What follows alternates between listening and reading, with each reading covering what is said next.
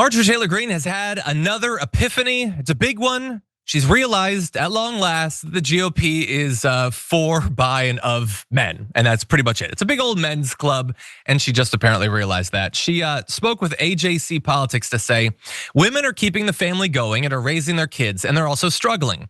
They can't pay their bills, their credit cards are maxed out, insurance is crushing them. All of these are good points.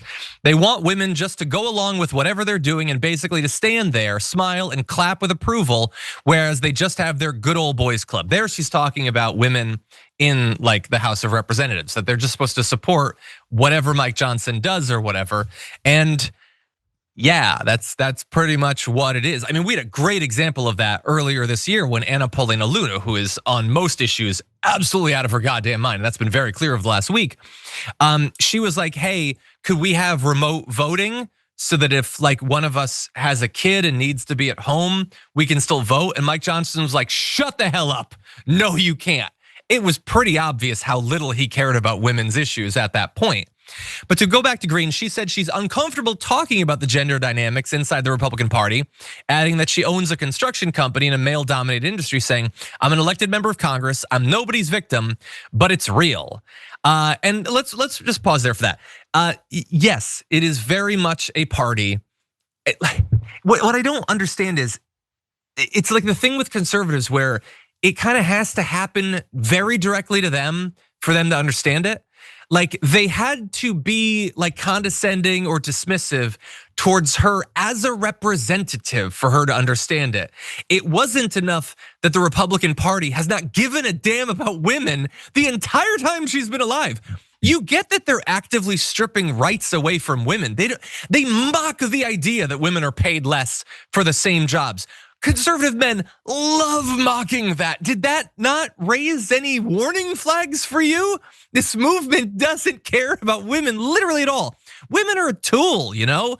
Like, we pretend to care about women's sports as a way to attack trans people or whatever. We pretend to care about women's safety if we can use it to down on immigrants or whatever. That's the only time they actually care. They don't care about like maternal mortality rate. They don't care about pay or job opportunities. They don't care about any of that stuff, JR. What do you think? It's weird, this pink-haired, crunchy granola Birkenstock wearing tree huggers over here talking trash. What's the matter with her? Why is she complaining? Shouldn't she be in the kitchen making sandwiches and getting pregnant again? I'm not sure how they don't see this obvious, this what the party that she's been a part of. So, okay, she's having new epiphanies.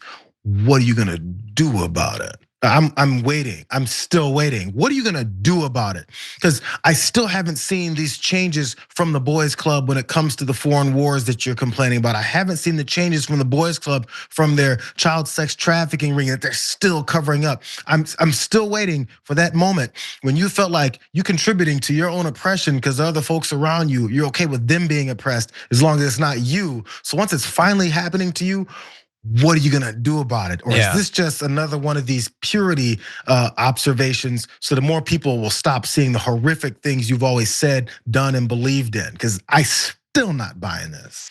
Yeah, look, maybe she'll fight for more representation in like Republican leadership or whatever. That'll help her and other Republicans in elected office. Doesn't do much for women who are ignored by this. And by the way, for the numbers, in Congress, in the House, 44% of Democrats are women, 14% of Republicans are women. In the Senate, 34% of Democrats are women, 17% of Republicans are women. So it's not even that even on the Democratic side, but it ain't even close on the Republican side. And is it any wonder many Republican voters are encouraged to believe that women cannot hold power? We heard, like, again, Marge, were you around for the Hillary Clinton race? Do you remember what right-wing pundits were saying about that? Do you get that at this very moment, prominent Republican podcasters and hosts are advocating for women to no longer have the right to vote?